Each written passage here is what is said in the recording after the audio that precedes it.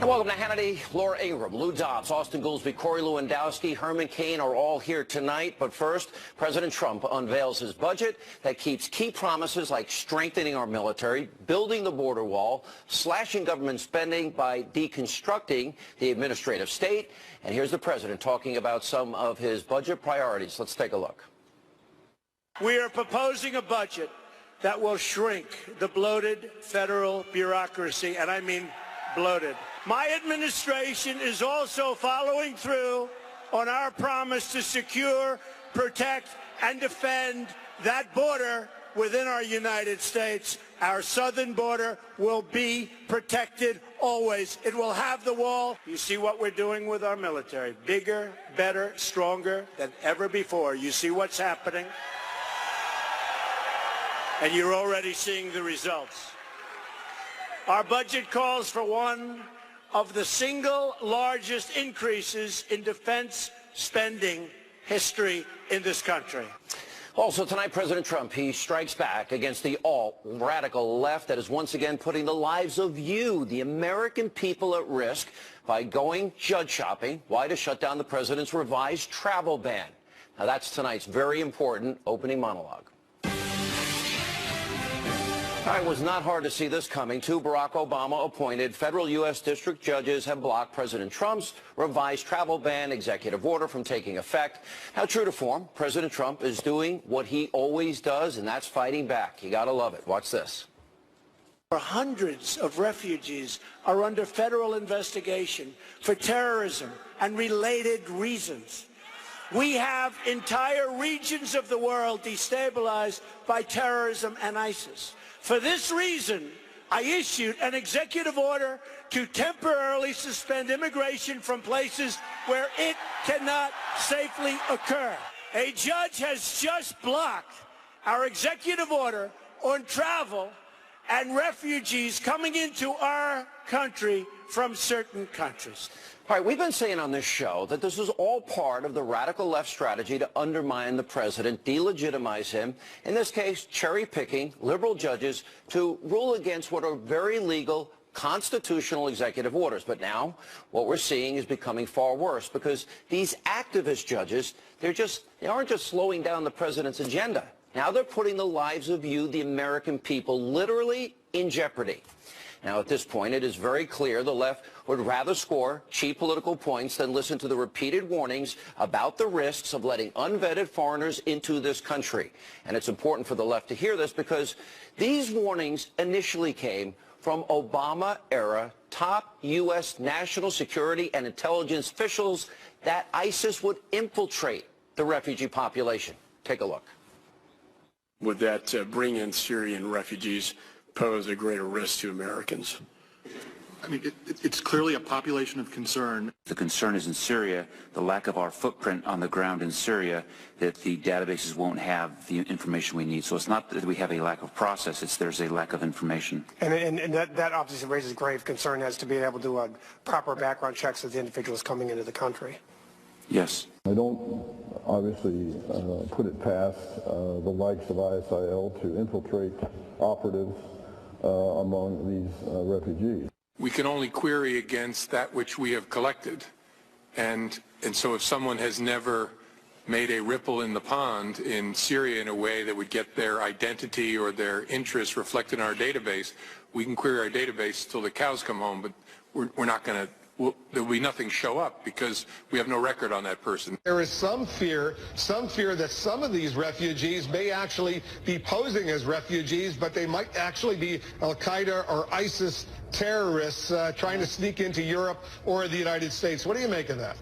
Well, certainly that's a possibility. I mean, you can't dismiss that out of hand. We should be conscious of the potential that Daesh may attempt to embed agents within that population. The group is probably exploring a variety of means for infiltrating operatives into the West, including in refugee flows. It is an outright dereliction of duty to flat out ignore what all of these officials are saying, the warnings, the admonitions to us, not to mention the list of countries in this revised travel ban. It came directly from the Obama administration and Congress, not President Trump. And to the alt-left critics of the ban, I urge them to take a look at Fox News, reporting from last week. Here's the headline. Iraqi insurgent fighter allegedly lied about identity, got through extreme vetting. Now, the investigation into this is still ongoing, but it could show exactly what President Trump and all those top Obama officials had been saying could happen to this country, that terrorists can infiltrate the refugee population coming in here. So tonight, America needs to make a very, very profound choice. Actually, it's very simple. On the other hand, do you want to sacrifice your safety over the fears of slightly inconveniencing a few people? Now, there's nothing wrong with finding out if people who want to come to this country agree with our values, constitutional rights, our principles. In fact, that should be a prerequisite before coming here. Now, it's time to put protecting your life, the life of the American people, over being politically correct. Now, we can't let the left drag us into another pre-9/11 mindset, because we've seen what happens when we let our guard down. The 9/11 terror attacks, well, it could be the only evidence the left needs to see what happens when the country is not being vigilant. 2,996 Americans died that day, and over 6,000 others were injured. We saw what happened at the finish line of the Boston Marathon bombing. Terrorists took the lives of 4 people, including 2 policemen. They injured 264 of our friends and neighbors. In San Bernardino, California, 2015, jihadists, couples slaughtered their co-workers at a holiday party. 14 people dead, 22 others injured. Remember, Orlando, the Pulse nightclub in Florida, radical Islamists savagely attacking people in that club. They killed 49, injured 53 other people. Now, here's the truth. If the alt-radical left wants to continue to undermine the president's ability to keep you, the American people, safe, and if a single person dies because Trump's extreme vetting policy is being blocked, they will have blood on their hands. They own it. Here now with reaction, the editor of LifeZette, editor-in-chief of LifeZette, Fox News contributor, nationally syndicated radio host, good friend of the program. This is not a joke, because all these instances happen here. If you want to come to America, is it really, really that bad that we're going to check out that you're coming here as a friend, not a foe? Is it really that horrible to do that?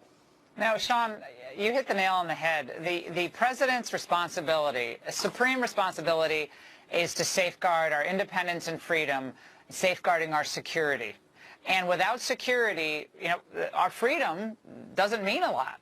You have to have a secure nation.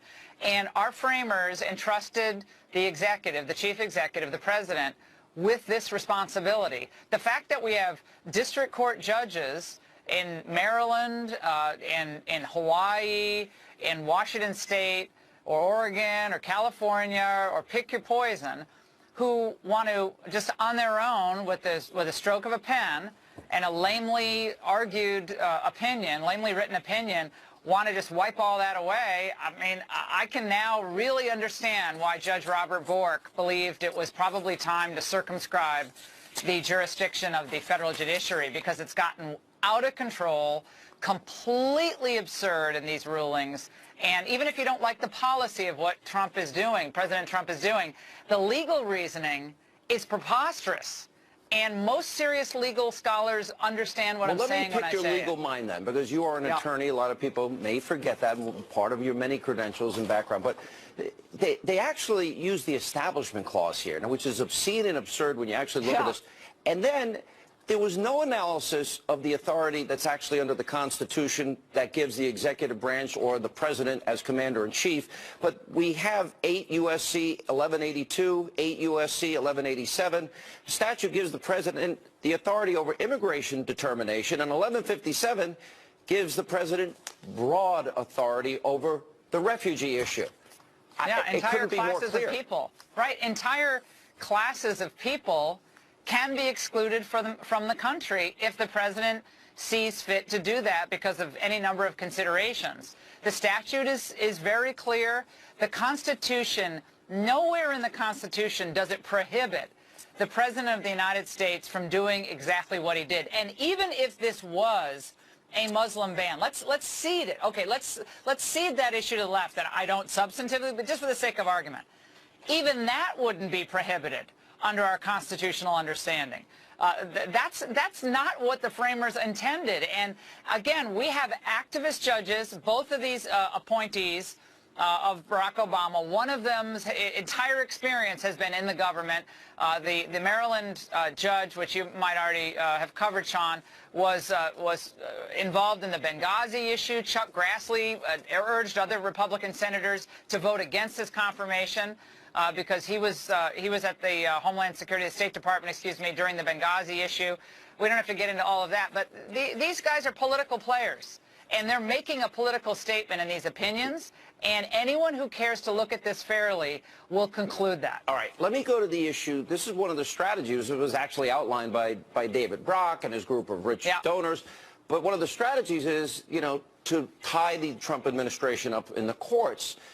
Clearly, this is being judge shopped. Clearly, not only do they go, apparently the judge who issued the ban in Hawaii is apparently a former classmate of Obama's, law school classmate. But they also wanted to go to the Ninth Circuit. They're overturned about, what, 80% of the time, one of the most overturned courts in the country.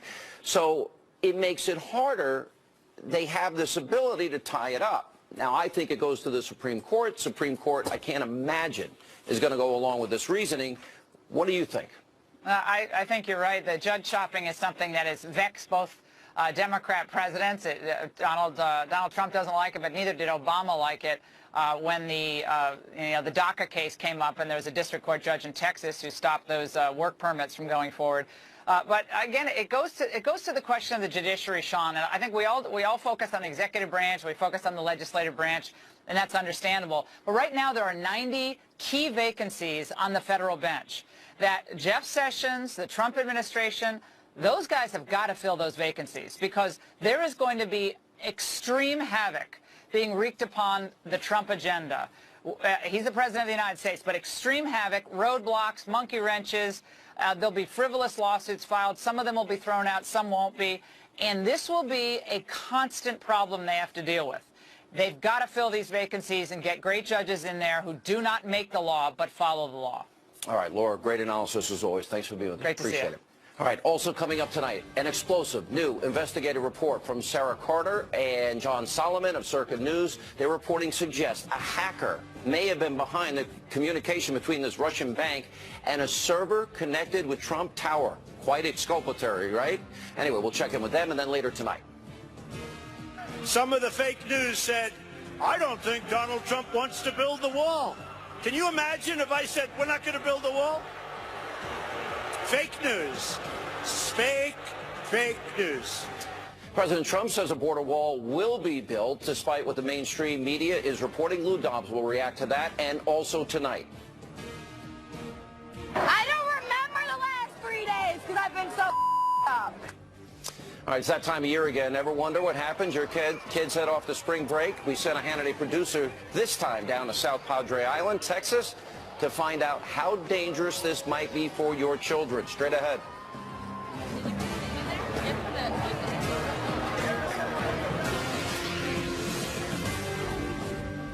Welcome back to Hannity. So Sarah Carter, John Solomon of Circa News recently reported that the FBI looked into the activity of a Trump-related server in a Russian bank and found no nefarious conduct was happening, despite what you hear in the news media.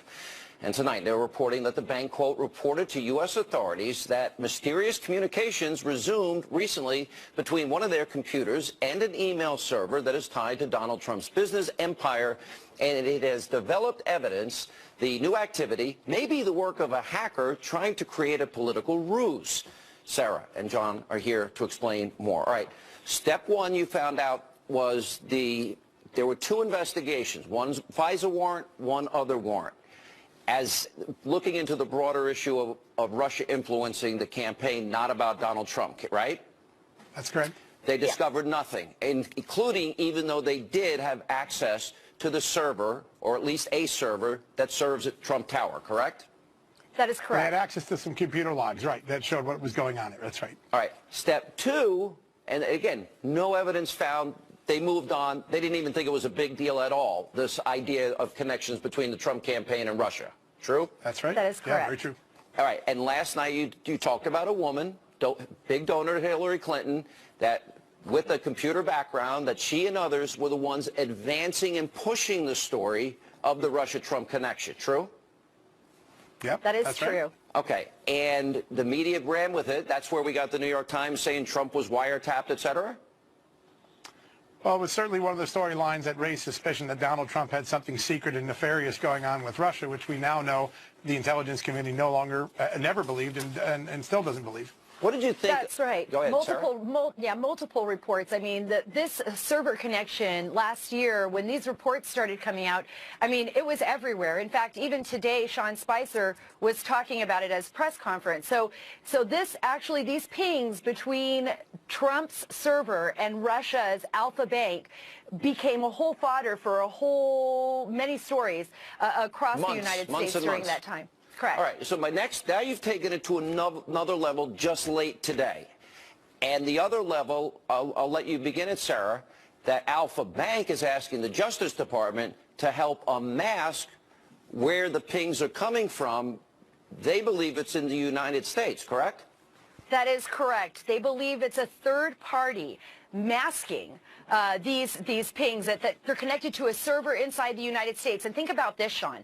They are asking, a Russian bank is asking the U.S. Justice Department to investigate this. They were hacked 3 times this year. This is how they figured this out.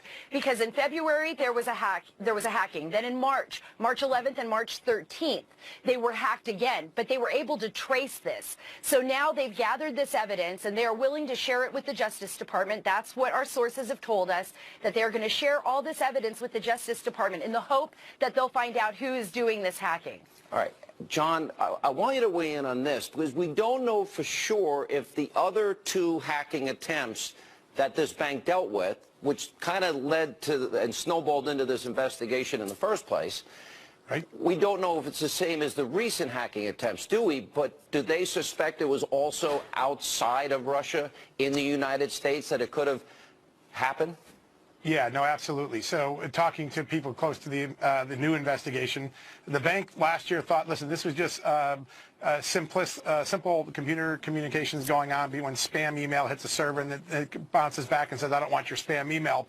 They're now beginning to rethink that, thinking maybe there was a hacker all along trying to create a political hoax, trying to create the impression that there was something nefarious going on. So take a look at this story's evolution. A week before the election, headlines that Donald Trump has a secret computer connection, a backdoor way of talking to the Kremlin. Then we find out it's perpetrated by someone or advanced by someone that has a Hillary Clinton sentiment and pushing the story. Now we find out maybe the whole thing could be related to a computer hoaxer trying to create the impression of it. Now that's how the story's been evolving over this last week. So the bottom line is we do have our intelligence law enforcement have looked into it. They have found 0 evidence. Now, there was the WikiLeaks revelation that shows that the CIA has the capability, and I'm not accusing them, but they have the ability, the technology, where they can take malware, Russian malware, et cetera, and they can actually be the hackers within the CIA or put the fingerprints of the hacking on China, Iran, Russia, or any other country. So we know this technology exists, Sarah, right? We know this technology exists, but also there are hackers out there that have this capability as well. So we just don't know. I mean, was this done? Will we ever find out the truth? Was this done by some kind of government entity? Was this done by a separate hacker working with another group? Is this connected politically? Well, this is something that needs to be investigated. When are our intelligence officials going to say, we have nothing here? I mean... Well, they have something. Oh, they have something. They have now at least a springboard to start investigating who tried to make these connections. If what the Alpha Bank is alleging is true, who tried to make these connections between Trump's server and Russia's bank. And that's very serious. How convinced are you that this is a setup? Real quick, I have to run. You know, I think that the most recent ones, there's going to be very strong evidence. When you look at the logs, this was somebody trying to create a trick, create the appearance. We will have to go back and see if they can recreate what happened in the fall and get to the truth. Unbelievable. Absolutely. We're going to keep having you guys on. You're doing great work on this, and I don't think either one of you are the member of the right-wing conspiracy like me, so we appreciate your hard work. It's fascinating. This is almost as interesting as Homeland to me. Thank you both for being with us. Thanks a lot. And up next tonight, right here on Hannity. Some of the fake news said, I don't think Donald Trump wants to build the wall. Can you imagine if I said, we're not going to build the wall? Fake news. Fake news. President Trump, he struck back at his liberal critics for lying about the border wall being built. That is coming up in my mini monologue with Lou Dobbs, then later tonight. What time did y'all start drinking today? 1 hour ago, but like 7 shots in 7 minutes, so we're good.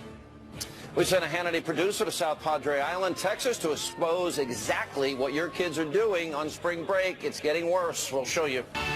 Good evening and live from America's News headquarters. I'm Jackie Ibanez in New York. The GOP health care bill clearing another hurdle. The House Budget Committee narrowly approving the measure today in a 19-17 vote.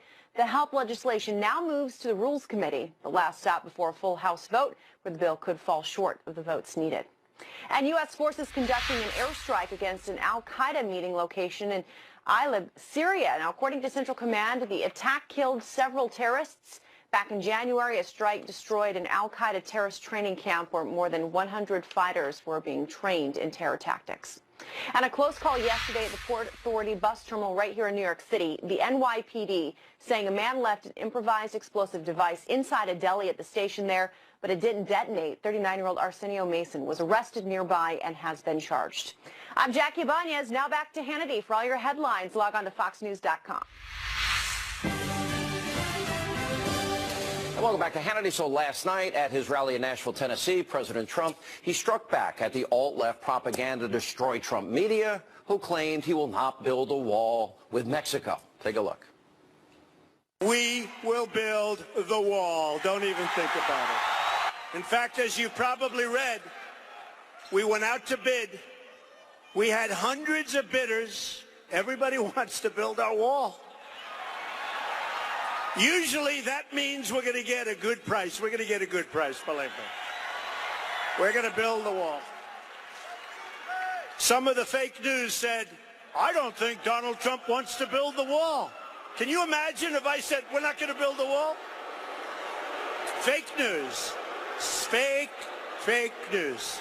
It is so fake. It's vicious. Now, even in the face of these attacks by the alt-left destroy Trump media, when it comes to his campaign pledges, President Trump's not backing down, and that is tonight's mini monologue. All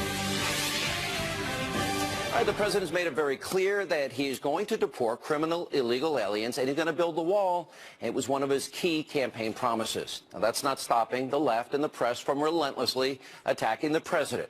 Now, as we have shown you, I have personally been down to the border at least a dozen times. I've been on boats. I've been flying in helicopters, on horseback, all-terrain vehicle. The horseback was embarrassing, but I tried. I've seen drug warehouses, huge drugs targeted to this country. I also saw tunnels that were drugged. I've seen illegal immigrants being detained, including one gang member. And in 2014, with Governor Rick Perry, I sat through a briefing down in Texas where we were shown shocking statistics about how illegal immigration and crime was affecting Texas alone in a 7-year period. Watch this. Criminal aliens have been responsible for about 642,000 offenses, criminal offenses. Governor, I've been down to the border 8 times now. 8 times, and I'm learning things here today that I never knew of, and I like to consider myself pretty informed on this issue. 642,000 crimes in 7 years have an orchestrated that we have brave men and women that are literally using military tactics to fight what they consider to be cartels. 642,000 crimes in a 7-year period impacting you, the American people. Our communities are being hurt every day by the drugs that are pouring across these unprotected borders. The president says he wants to stop this from happening. He has already taken the steps to make you, the American people, safer. And today, President Trump released his budget proposal, which over the next 2 years calls for $4 billion to fund the construction of the wall. Keeping a promise. Here with reaction. He's been all over this for many years from the Fox Business Network, our friend Lou Dobbs. He's keeping his promises. Why do they not believe him at this point? I think it's important we talk about who they are, and it is fake news. It is the national left-wing media. We don't need to call them liberal media any longer. I mean, these guys have moved so far. Watching Sean Spicer today, contending with that group of quote-unquote, air quotes all around it, journalists, it should have been embarrassing to those people. This is the president. What other president has talked about drugs as President Trump? None of them have talked about drugs in that way and focused on the border. He said he's going to build a wall. That's to stop human smuggling, certainly. but you also see his great passion in evidence every time he talks about the heroin epidemic in this country, because most of that heroin is coming across the border from Mexico. Most of methamphetamines, marijuana, cocaine. He is the only one who's had the guts to step up and actually say these words: we're going to fight the cartels who smuggle the drugs and the human trafficking is out of control as well. And I mean, and he doesn't get credit from the national media. There isn't one clever columnist over at the New York Times that has both the integrity and the soul to talk about fellow Americans the way the President of the United States does. It's like he's lied about in ways that I don't even know if it's worth responding. I get lied about. You've been lied about. I don't care. But when they outright lie about the president, there's a reason and an agenda. Absolutely. I think it's to tear him down, delegitimize him, and drive him out of office. He refutes everything the left-wing liberals in this country have been spewing, the nonsense, their programs for a half-century. Go to any major city, look at the crime rate, look at what's happening with gun violence in the cities with the most stringent gun control laws. Right. Look at the programs that aren't working but are being funded by the billions of dollars. He is bringing truth and reality to a whole group of politicos who are on the left, and they will not abide being confronted directly by a man who delivers on his promises and knows what he's talking about. You know, with all the noise we hear from a lying media, don't you think that at the end of the day, when we have a re-election in 2020, that it's all going to be about what promises he's kept, and all this noise is meaningless? I think you're exactly right. And those Democrats, those liberals, those lefties who are dreaming of 2020, it's going to be their worst nightmare, and they've got an indication of it already, Sean. This president is keeping promises, and one of the things, if I may, I noticed in that rally in Nashville, he was with his friends. They were talking about a common adversary. And he is more comfortable with the people. Those are the people who matter for all of us. He doesn't have to do another interview again. He really doesn't. Just go directly to the people. I think that's exactly right. Well, I don't like that. As long as he keeps me and you in the loop, I don't care about these other people. Absolutely. We can make that recommendation. Yeah, we'll try. All right. Lou, thank you. Coming up, alt-left propaganda analyst Rachel Maddow trying to defend her laughable, quote, big get from earlier this week. That is, Donald Trump in 2005 paid $38 million in taxes, a higher tax rate than her own company, and even Barack Obama and Bernie Sanders. Anyway, we'll get to that. Also, Austin Goolsbee, Corey Lewandowski will weigh in on that and much more straight ahead. Oh, God, I saw some guy do drugs off some girl's, like chest. It was pretty crazy. That was you and me. Ever wonder what happens when your kids head off to spring break with your money? We sent a producer down to South Padre Island in Texas. It's getting worse than ever. And welcome back to Hannity. So NBC's Rachel Maddow is taking a lot of heat for her massive viewer letdown the other night when she focused her show on President Trump's 2005 leaked tax return. Now, she's not pointing the finger at herself. No, in an interview with the Associated Press, Maddow says, quote, because I have information about the president doesn't mean that it's necessarily a scandal. It doesn't mean that it's damning information. If other people left to that conclusion without me indicating that it was, that hype is external to what we did. So, I get it. It's the viewer's fault that they were let down. Oh, okay. Rachel tweeted this, though, the quote, breaking, we've got Trump tax returns tonight, 9 p.m. Eastern time. Seriously. And then one of her liberal colleagues, Lawrence O'Donnell, tweeted out, quote, yes, seriously, I will be watching. And then, of course, this is the night we've been waiting for. Well, sounds like a typical liberal to me. You know, sound like Obama blaming George Bush for 8 years. Here was reaction, former Trump campaign manager Corey Lewandowski, former Obama economic advisor Austin Goolsbee. Austin, he paid a higher rate. He paid $38 million in taxes. You're the economic guy. He paid a higher rate than Comcast NBC, a higher rate than the Obamas at 19%. He paid more in that 1 year. The Obamas paid $6.1 million in 16 years. He deserves a pat on the back. He looks pretty generous to me. Well, I don't know. That was 12 years ago. I'm surprised you're going through this, Sean. I thought you don't like them releasing this kind of information. No, I don't have a problem with NBC reporting it at all. But I would like it. But whoever leaks it, that would be a felony, and they would get 5 years in prison. I was going to say, Sean, that I'm going to be upset on your behalf because, as you know, I have been totally consistent on both WikiLeaks against Clinton and on the things against Trump. I don't think people should be dwelling on getting illegal stuff and illegally releasing it. I don't think they should be doing that. Listen, and I can appreciate that point of view, but you know what? In journalism, it doesn't matter if you're an advocacy journalist or a liberal journalist like Rachel is, in that sense, she's protected. But, Corey, that's not the point. I think the bigger point is here that here you have the fact that they tried to tie this to a 2005 property sale of a Trump property to a Russian oligarch where he more than doubled his money, and somehow the Russians in 2005 knew that he was going to be president, elected in 2016, and take the office in 2017, and somehow they were buying some influence back then, when NBC couldn't even figure out on election night that Donald Trump won. It's a little bit humorous to me.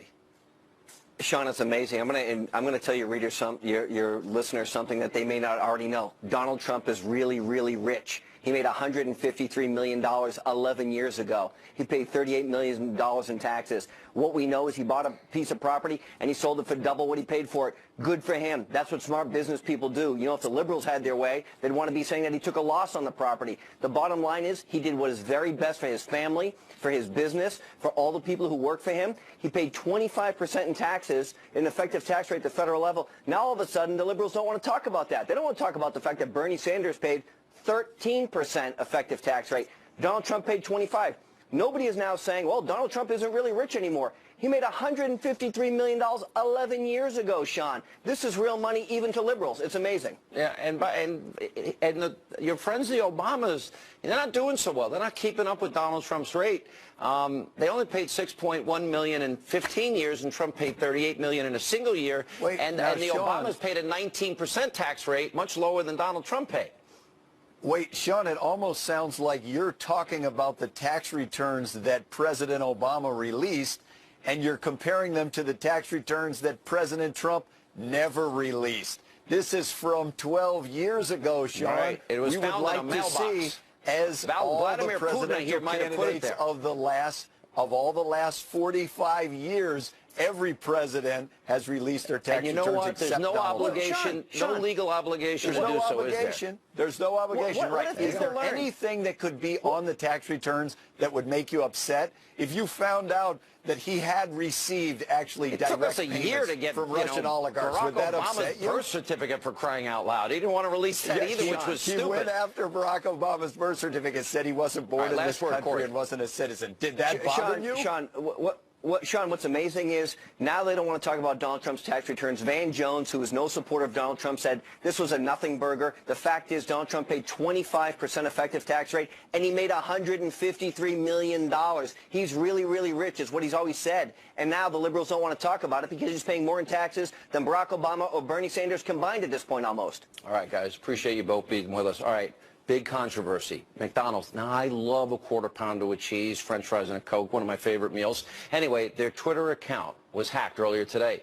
They put out a nasty tweet about President Trump. We'll tell you what it said. We'll get reaction from the one and only Herman Cain, and very nasty voicemails today. And there you got it. They're back. College kids hitting the beach once again for spring break.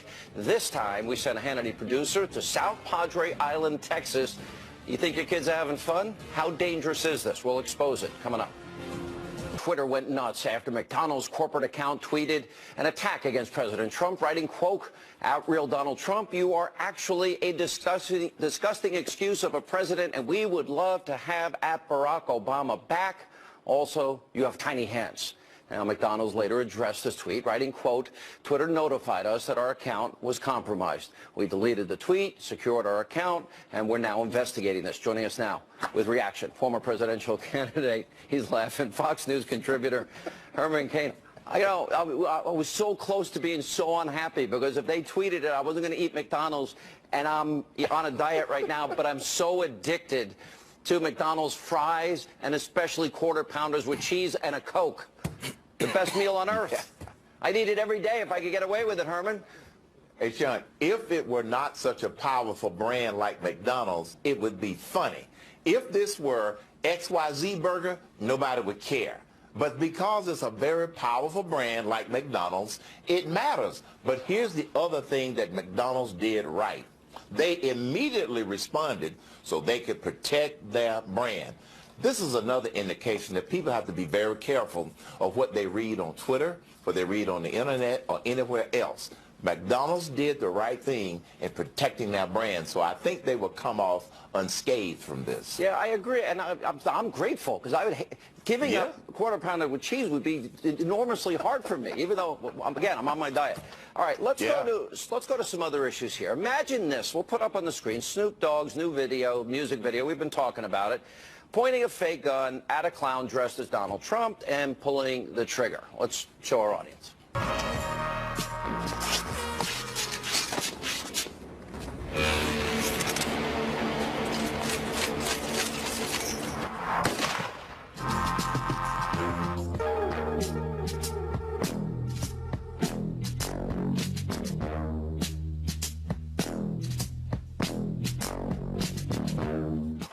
Now, the president responded, also tweeting out, could you imagine what the outcry would be if at Snoop Dogg, failing career and all, had aimed and fired the gun at President Obama? Jail time. And then, by the way, then you got this guy, whatever his name is, Bow Wow or something, saying, at real Donald Trump, shut your punk blank up talking blank about my uncle at Snoop Dogg before we pimp your wife and make her work for us. Imagine conservatives saying this about the Obamas in any way. What would the reaction be?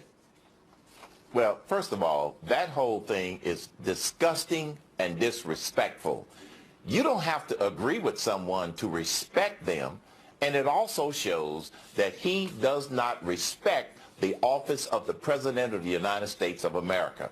The liberal media and people like Snoop Dogg insisted that we respect President Obama and the office of the presidency, and now they are doing the exact opposite. It's just simply disgusting and disrespectful, and I would certainly hope that it doesn't send a signal for others to do other similar sick stuff. Well, I got to tell you, a little scary in a lot of different ways. Yeah, it is. And the double standard so flagrant. I don't think it's going away. I think the media is obsessed with destroying Trump. You don't disagree? Yes. I don't disagree at all. They are obsessed with trying to destroy him. But you know what, Sean? What I'm hearing from my listeners, it's not working. People are not stupid, and they are aware of this attempt on their part to destroy this administration, this president, but it is not working. All right, Herman Cain. I still love Godfather's Pizza, even though you left the company. You work for, what did you work for, Coke or Pepsi? I worked for Coca-Cola for a number of years. Right. They and Godfathers. The best of both worlds. The best of Coke both worlds. And See, a I said Godfather's Coke. pizza. You get a quarter pounder with cheese fries and a Coke. All right. When we come back, all right, apparently some very nasty messages. You're leaving for me on the Hannity hotline. I can handle whatever you got. And it's that time of year again. We sent a Hannity producer down to spring break in South Padre Island, Texas. Well, it's getting worse than ever. We'll show you what's going on down there. We'll be exposing the dangers of spring break next week. We'll have a sneak preview tonight.